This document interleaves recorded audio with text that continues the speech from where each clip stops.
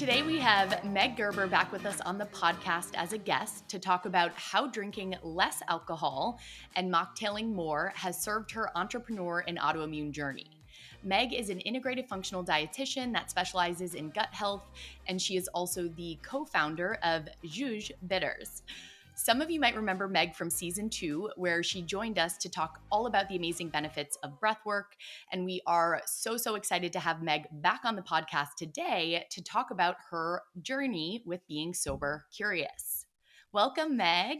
Thanks, ladies. I love being here. Thank you. We're so excited to have you. And I know you kind of gave us some of your intro of your story when you joined us last, but we were really just kind of talking about breath work. And this is like it's almost like a whole nother new dimension. So we want to kind of intro with tell us about your healing journey, especially around your curiosity and exploration with alcohol and how that has shaped so much of your healing, your social life, your career, which we're going to talk a ton about, which we're so excited.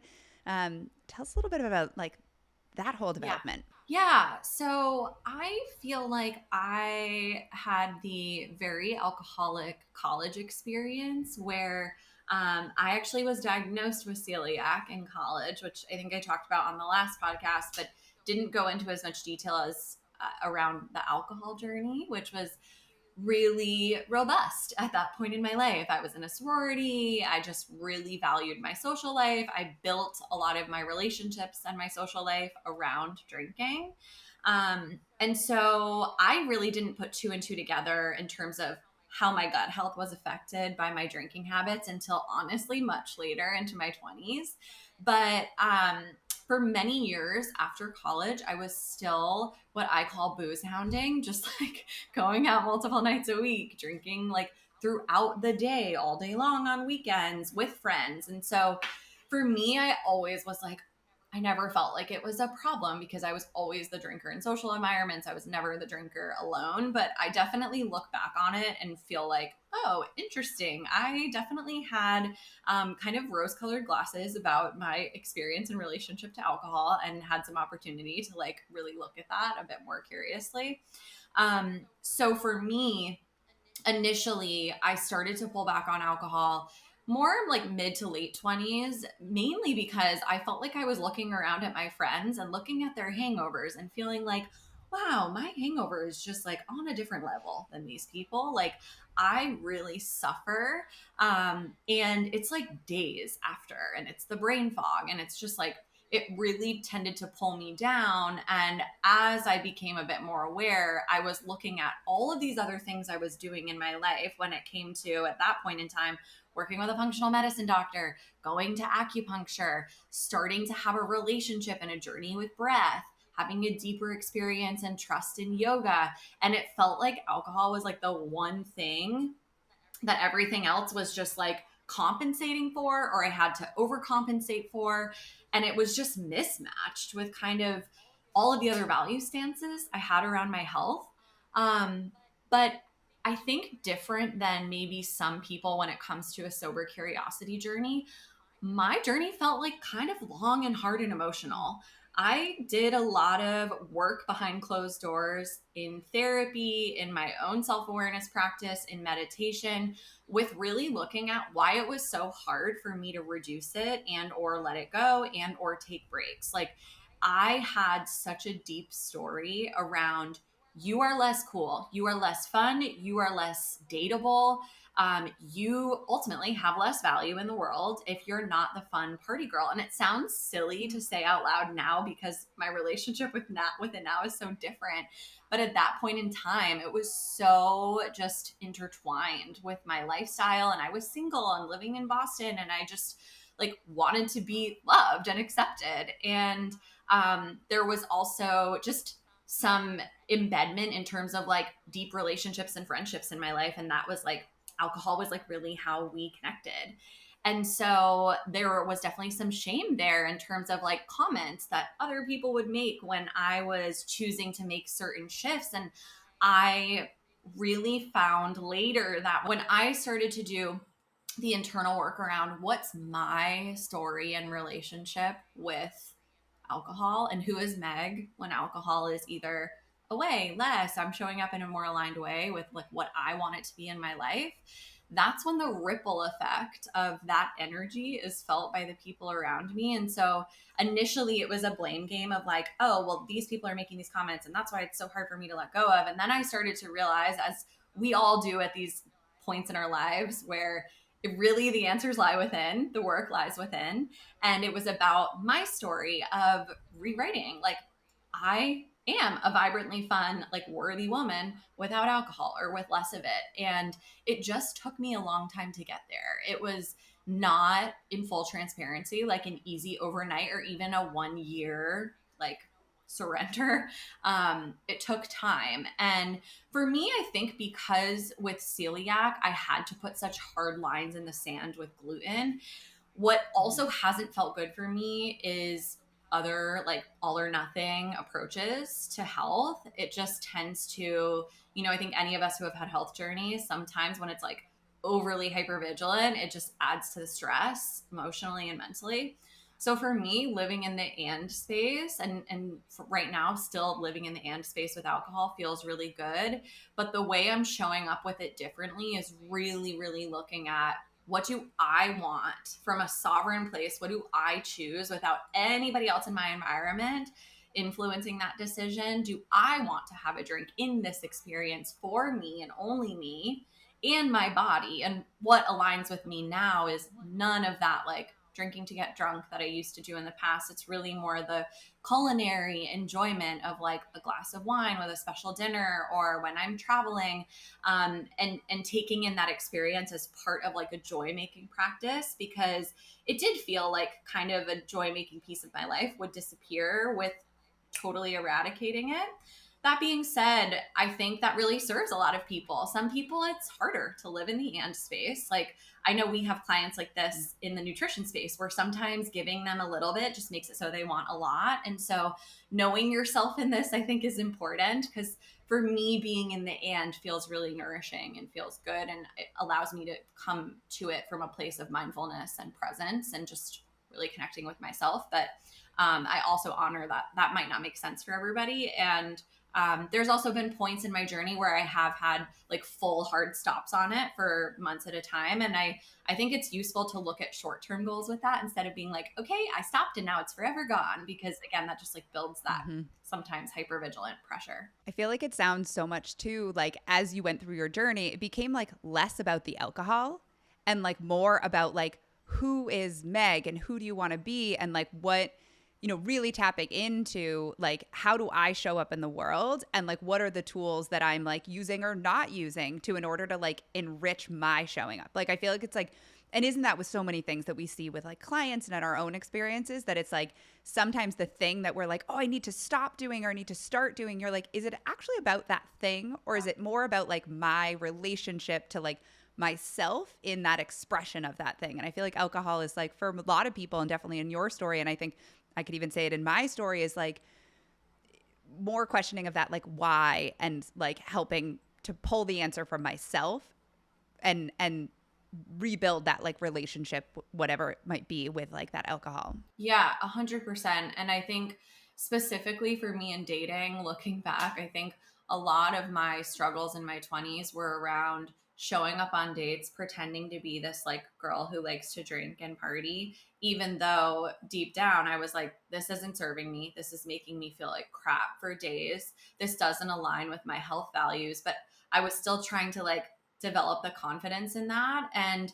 therefore, though, that in the authenticity that I was showing up with made it so I wasn't drawing in the right people, obviously, from an authenticity standpoint, because it's like you really magnetize what you truly, truly want in your heart when you are like owning that part of yourself. So what I just hold a lot of space for is, people and my clients who find a lot of struggle with this, because I think if you're patterned in it or you have a social circle surrounding it, it is hard to just kind of assert your own confidence in it by yourself.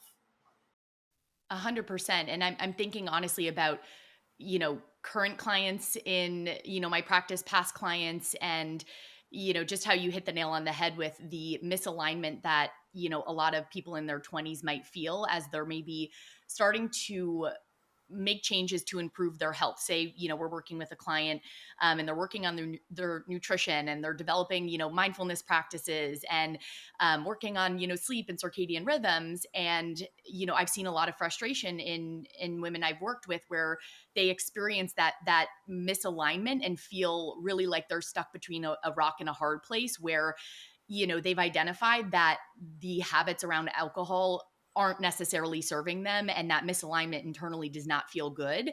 But I do think there are a lot of challenges when the social norm is, everything is built around alcohol. And I'm curious if you have any, tips for our listeners that, this might be resonating with them in terms of like, yeah, this, I've been feeling this and I want to, explore this more, but all my friends do is day drink and go to the bar and everything surrounds alcohol. Yeah. I love what you said. One thing I want to add to it that I think is kind of relevant here, because I think this is just like, it's a little brain blow up-y to think about. Alcohol is really the one drug that people shame you if you're not doing it. And it is like, you watch any show on TV, it's just part of the culture. And so it really adds this crazy level of difficulty to go against. So, just to normalize that this isn't always an overnight thing. But I mean, my number one tool and tip, and this is really what led me to launching JÜJ, is have a replacement. Because if you're just thinking about drinking less or not drinking at all, and your choice is just water, it feels so boring, or it feels just like, like I want something too. Like I want a little like yummy. I mean, even before we got on the call, we were talking about like less caffeine, Abby. And it's like, I was like, ooh, like this herbal latte, like tea latte, because we all just like want replacements for these rituals that like bring us joy in life. So I think it's so important to have something, as an option. So it's not just water or air as your choice that you have to pick. But I also think from the mindfulness standpoint, I think it can be really cool to approach this again from curiosity by simply writing down, like in a journal or internally thinking in a meditation, what do I want? Like if none of this was bad, wrong, judged, like exiled, like if people weren't going to exile me, or, my brain wasn't telling me that, what do I want? Like, what do I actually want in my relationship with alcohol? So I have, and any of my clients listening are probably laughing because I have them write a letter to alcohol often in our journey together. If this is like part of the container that we're working with, especially if we're in deep gut repair, and I'm like, ooh, we might want to just look at sort of the role that that's playing. And I think it can be interesting to personify it and look at like, what are the emotions associated? What has the journey looked like up until this point? What do you want it to look like? What would your ideal relationship with this personified alcohol look like? Because I don't ever want to put words in somebody's mouth. It's really cool and beautiful to see what my clients come back with, because sometimes they're just like, I realize it like literally doesn't matter to me at all. Or I realize that like, I just care about it on a holiday, or I do care about having it with my partner and these once in a blue moon occasions. So I think just that is helpful, because I think that many times without the thought-provoking awareness moments, we have this inclination to just be like, ooh, I can't do that. Ooh, like that feels weird. I don't want to think about that. And just kind of like move past it. And I think that curiosity place is a beautiful space to live in. And then in addition, once you make that like choice of what feels good for you going forward, I think it's helpful to have an accountability partner. And that doesn't mean your accountability partner has to be, someone who's also not drinking with you or whatever. It could be, but I think just voicing it, naming it, our words are powerful. Our words really make a difference and a shift in our lives, which I know you guys are like fully aligned with. And just speaking that to that person about like what is feeling good and aligned, and what are you proclaiming and commanding in terms of even the next month. And I guess that would be my last tip. Start short term. Like just don't bite off more than you can chew. Look at a goal that feels good for you in the short term. I love all of those tips that you just shared. And I think particularly with the last one too, it's like, letting your people in on what you're doing almost. And I feel like I talk about this in other contexts, even if it's like, exploring a gluten elimination. We don't have to like keep it a secret and, be all closed lip about it. And it just creates this like stress and turmoil. And we think people are judging us and we're a burden.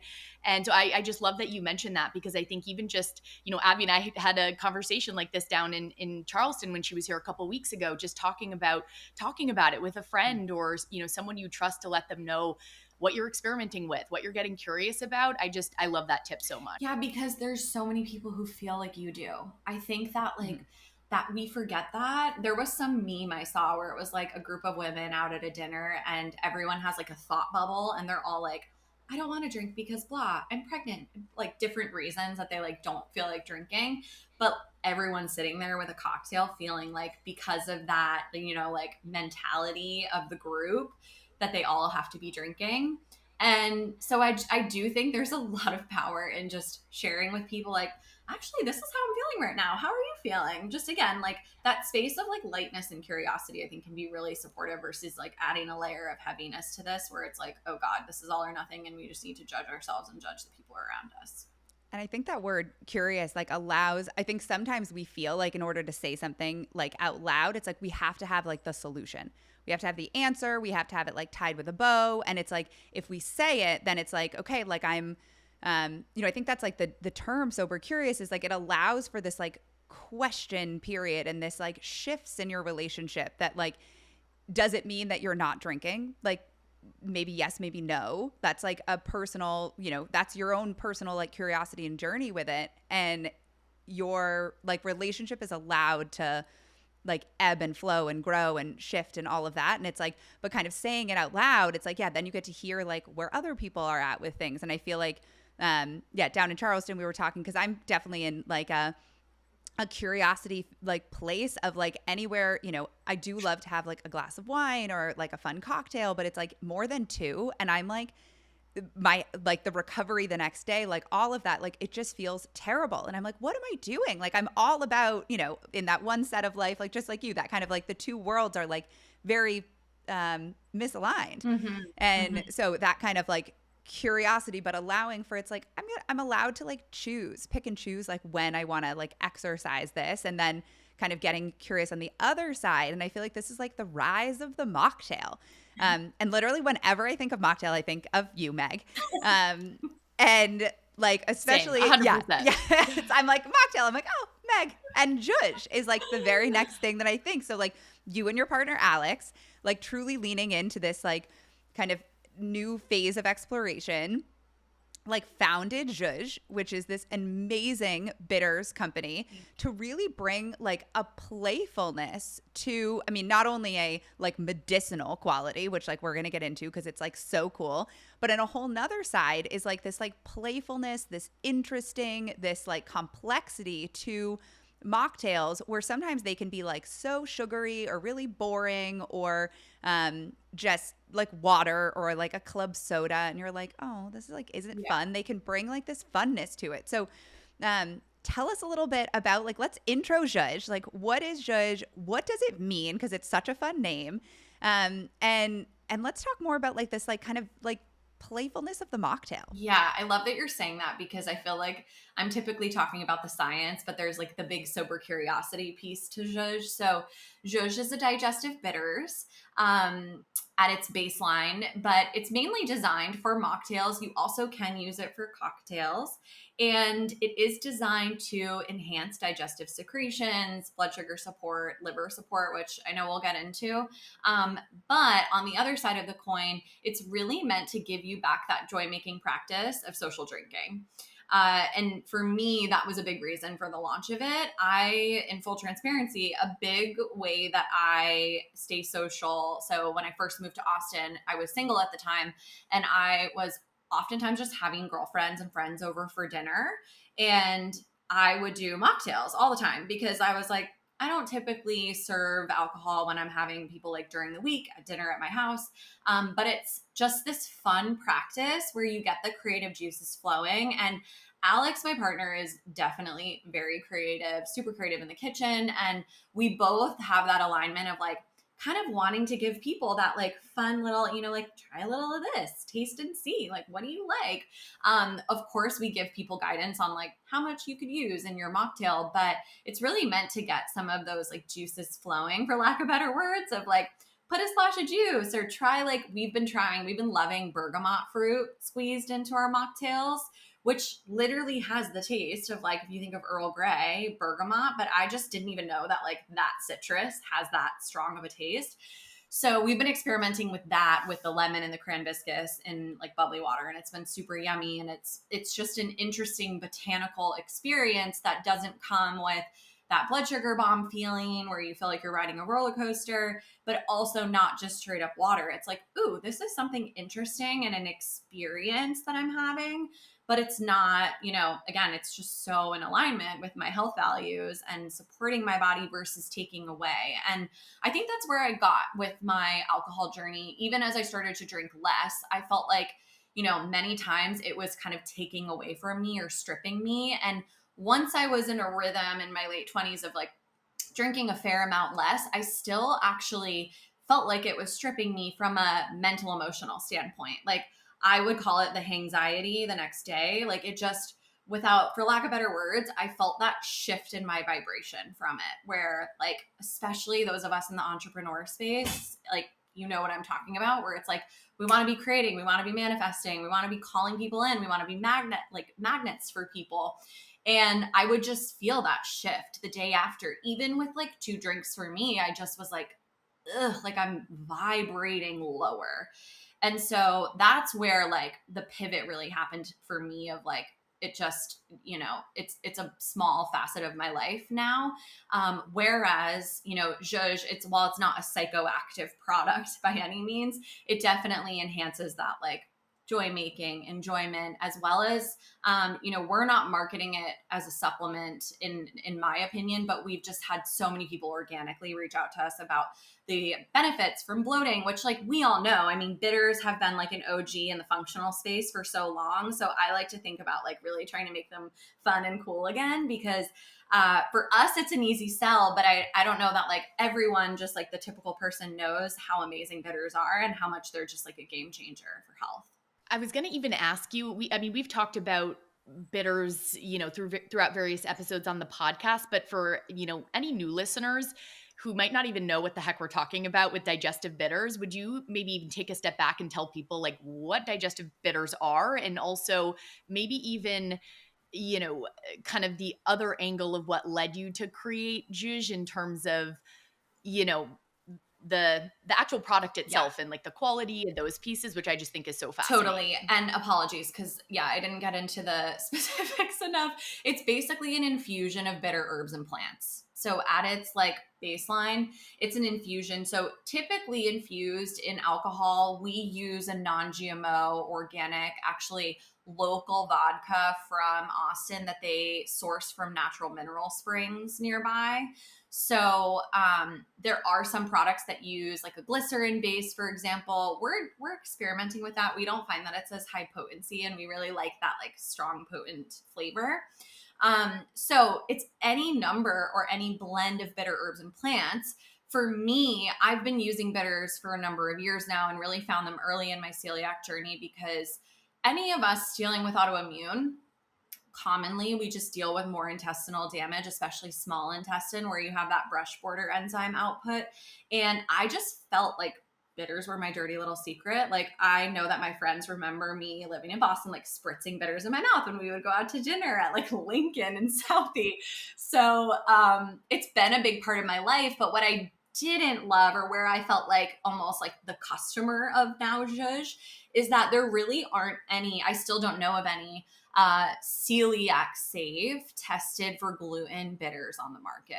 And so I was reaching out to companies and like double, triple checking and like testing things on my own to just be like, is this safe for me? But I really wanted to create something that I could stand by, like as someone who has worked with celiac disease, like, is this measurably less than 5 parts per million, which is like even steeper of rigorous guidelines compared to like the FDA, which is 20 parts per million.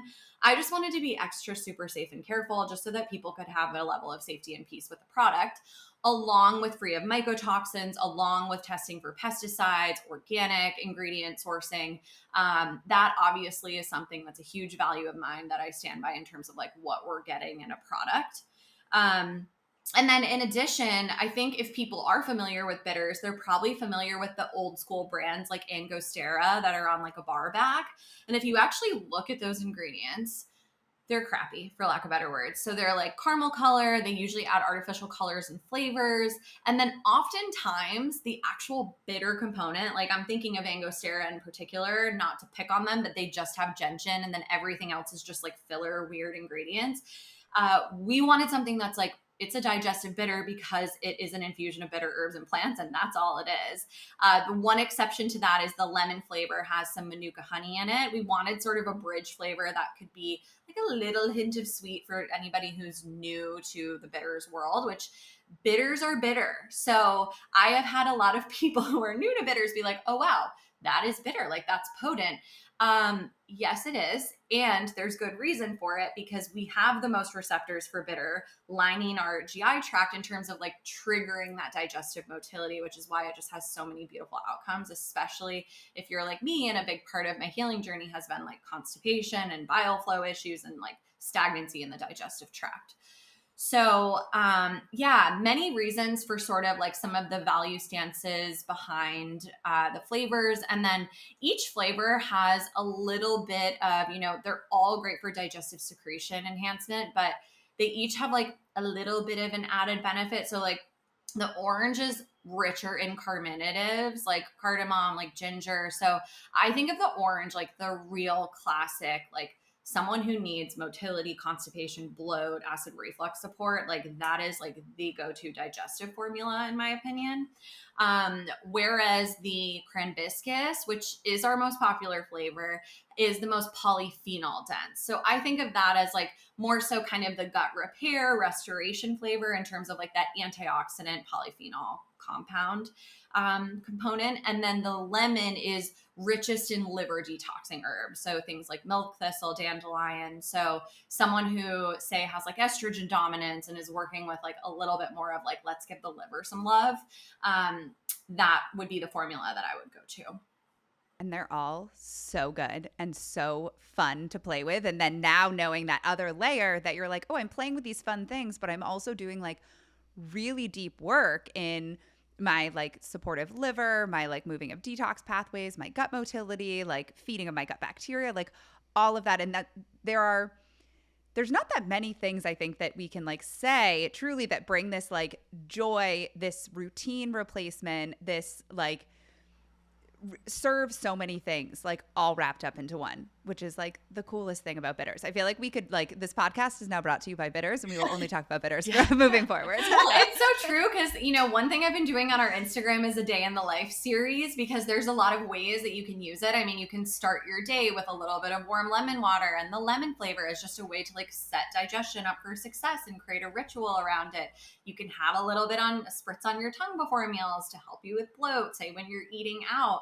You also can add it to salad dressing. So I love adding the lemon actually to salad dressing as like a little JÜJ bitter, for lack of better words, to just, add to that component of health benefits. And by the way, so the word JÜJ, I take full accountability for the name of the product because I've been saying for years in terms of like making mocktails and drinking less, like I just want to JÜJ this up. I want to make it a little more fun. And I would like add bitters to my drink, add citrus peel, add different herbs, muddle berries, muddle herbs. And so in my mind, JÜJ just means like make it better, make it fun, make it enjoyable, enhance it. And it just has felt like the perfect name in terms of alignment with the brand. It's so perfect. And it just, I feel excited. I feel your energy just hearing you like, talk about each of the products and, Abby and I obviously as also being functional dietitians, it's like we're just so excited, like, to be able to recommend these products so like wholeheartedly, based on the quality, how thoughtful the formulations are, and the fact that they're fun, it's just like it's so cool, and we are very, very proud of you. Thank you. So proud. It's funny, when I was down in Charleston, Jilly and I were having a conversation. We were like, so how much bitters is too much bitters? Because like we're asking for a friend. Because I similarly like will use bitters like all day long. And I did, I don't know actually if I told you, Meg, but I've been meaning to tell you. It's like comes up again like right before I'm falling asleep, and I'm like, must tell her tomorrow. I've been using like, not only I'll put bitters into like a little like mocktail. I usually have one in the middle of the day, and then like one also like at my like kind of dinner time. Because I feel like a mocktail in the midday, I'm like, ooh, it's fun and like edgy. Like that's what Alex does. He's big on like the midday, like just add a little joy maker to the day. Like love that, especially when I'm like going to sit down to like a couple clients in a row, that I'm like, ooh, okay, like let's have, you know, an interesting drink along with my like water and my tea and all the other things. But I've also then been using bitters before every meal, because I was wearing a blood glucose monitor that continued like a CGM, and just seeing like there were, you know, some opportunities there, and it massively improved my blood sugar. Oh my God, you didn't tell me this. I know, I like kept meaning to, and it was just so cool, and I felt like the more, now I've just continued for, it's probably been like 3 months, and I've pretty much used bitters before every single meal, and it's like my digestion continues to improve, like motility, like all the things. I'm like, this stuff is just like magic, and it's like, so it feels like a simple tool, which is nice, and it feels like I'm like going back to like a basic foundation tool that just like, I'm like, and it's like natural and all the things. So I thought that'd be like so oh my God, that brings music to my ears. I'm so happy. Thank you for sharing that. I mean, it is quite broad spectrum. I would say I'm mindful, like, and we have this on the FAQs, that there are some people that I would say check with your doctor. I wouldn't recommend bitters to just start on your own. So for example, it's actually wonderful for the person who probably has acid reflux because of things like low stomach acid. But if you're far down the journey of acid reflux and you have like hiatal hernia, or you have like severe gastritis, ulcerations going on, I would check with your doctor. I would say like bitters would not be your go-to remedy at that point in time. It might just burn it more. And then people with things like peptic ulcer disease. So I'm just mindful of like that camp, and someone who has had overt gallstones. So again, it's like the people in that middle ground, which is most people, where there's bile sludge or slowed bile function or slowed detox pathways. It's fabulous. It is so supportive, and it's preventative on like getting down the train of gallstones. But if you've had overt gallstones, or you think you're going to be passing a stone, I would recommend not doing bitters for like the risk of that, like, you know, potentially igniting something. And then in addition, so we're working on this year a pregnancy breastfeeding safe, like approved formula. I just always recommend, because of that population and limited data, and just like being of the utmost careful, check with your doctor before you do bitters. I would feel comfortable if I was pregnant having a dropper full in a mocktail. But I just think it's important to like be super careful if you are pregnant, like just, you know, check with doctor. Love it. There's like, so yeah, so much that you can do, and knowing that, excited for those things like in the pipeline. Yeah. We'll keep you guys posted. We're going to be rolling out more flavors soon too. We're working on a cacao bitters, which is really fun. So yeah, just kind of expanding ways that we can incorporate more bitters, when that's usually the food category that most people are the least used to, which is why I think too, we kind of see shifts in blood sugar so readily for people. So we have a discount code also that we'll be sharing as our kind of link in the show notes. If you are now curious of like, I want to get some JÜJ in my life and start judging up my mocktails, and maybe like wearing that, you know, sober curious hat, whatever that hat looks like. This is very much the nature of like this podcast conversation, is to say like we all have an individual journey, and wherever you are in it is like where you're at and where you're meant to be. But these are some really wonderful tools that we want to, you know, introduce to you, not only to support your health and your gut and your hormones in so many ways, but also to support that like curiosity, more play. I think like ultimately, like we all just need more play. 2024 is like the year of play. Truly intention for the year. Mm-hmm.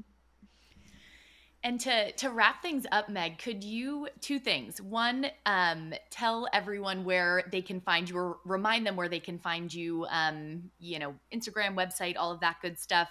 And then also, if you have a go-to mocktail recipe using JÜJ that you could share with our listeners, that would be amazing. Yay. So they can find us at livewithjuj.com. So it's just live with JUJ. So you don't have to worry about the umlaut when you're typing anything. And then we're at JÜJ Bitters on Instagram. So JUJ Bitters on Instagram. Would love to connect with all of you. So my go-to does actually readily change and shift. For the moment, I'm really into splash of grapefruit, splash of lime, and cranberry and soda water. Like simple as that, and usually a pinch of salt. That sounds so delicious. I was just thinking in my head if I have all of those things in my fridge right now to make that. Very simple. I love it. Amazing. Well, thank you again. Thanks, ladies.